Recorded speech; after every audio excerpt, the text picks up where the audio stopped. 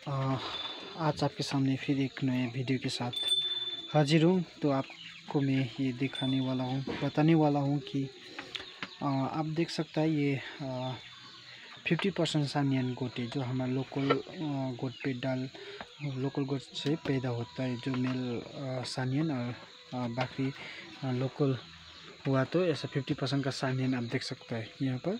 इसका हाइट भी अच्छा है, लोकल से अच्छा है, और इसका लंबाई भी अच्छा है। और आप देख सकता है ये 50% का गोट पे, और फिर दूसरा सानियन इसके ऊपर सानियन मेल डाल के ये 75% का सानियन आप देख सकते हैं यहाँ पर वाइट कलर में आया है। और ये मेल है और ये फीमेल है। आप देख सकते हैं यहाँ पर ये 75% का ही है, प्योर नहीं है। और आप देख सकते हैं कि ऐसा पैदा होता है। हमारा लोकल गोट से भी सानियन का हम लोग क्रॉस निकाल के थोड़ा बड़ा हो सकता है।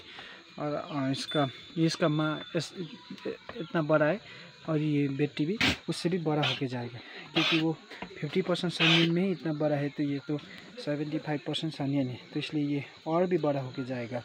तो इसलिए हम लोग को ब्रीडिंग सुधारना है, तो इसी तरह से सुधार सकता है।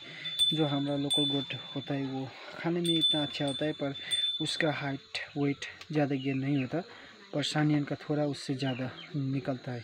और आप देख सकते हैं इसका सींग भी थोड़ा थोड़ा लंबा लंबा है, और इसका सींग देख सकते हैं आप, मेल का भी लंबा देख सकते हैं यहाँ पर सींग। इसी तरह से हम लोग अपना ब्रीडिंग के लिए आप फार्मिंग करना चाहता है तो ऐसे कर सकता है। और ये जो ये इसको खस्सी बना के बेचा तो भी ये आराम से 50 केजी नागेगा।